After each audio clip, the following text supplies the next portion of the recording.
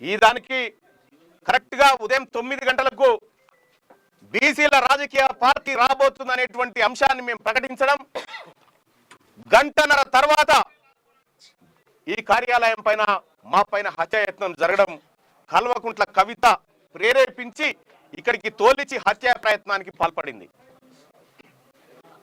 ఇవాళ బీసీల పైన దాడులు చేస్తే, తీన్మార్ మల్లన్నను హతమారిస్తే బీసీ ఉద్యమం ఆగిపోతుంది అని కల్వకుంట్ల కవిత గారు భ్రమపడుతున్నారేమో. కానీ ఇవాళ నా ఆఫీస్ మొత్తం రక్తపు మరకలతో నిండిపోయింది. ఈ రక్తపు మరకల సాక్షిగా చెప్తా ఉన్నాం, తెలంగాణ రాష్ట్రంలో బీసీలము బరాబర్ రాజకీయం చేయబోతా ఉన్నాం, రాజకీయ పార్టీగా ముందుకు రాబోతా ఉన్నాం. ఈ హత్యా ప్రయత్నాలకు తెలంగాణ ఉద్యమంలో మీ నాయన 1200 మందిని చంపిండు.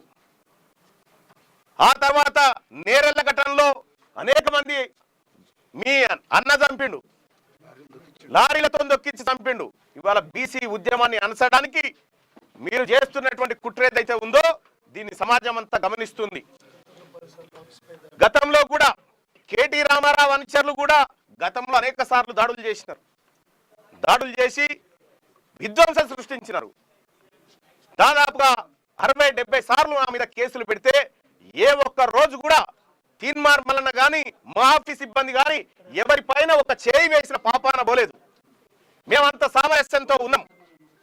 కానీ వాళ్ళ కల్వకుంట్ల కవిత గారు ఈ రకమైనటువంటి హత్యా ప్రయత్నాలకు కూడా స్కెచ్లు వేస్తారన్న విషయం ఇయాలనే అర్థమవుతా ఉంది. ఖచ్చితంగా తెలంగాణ రాష్ట్ర వ్యాప్తంగా బీసీలంతా ఎక్కడికక్కడ కల్వకుంట్ల కవిత దిష్టి బొమ్మలు నలగబెడతా ఉన్నారు. బీసీలను అనగదొక్కాలని చూస్తున్నటువంటి ఆమె పైన చర్యలు తీసుకోవాలని డిమాండ్ చేస్తా ఉన్నారు.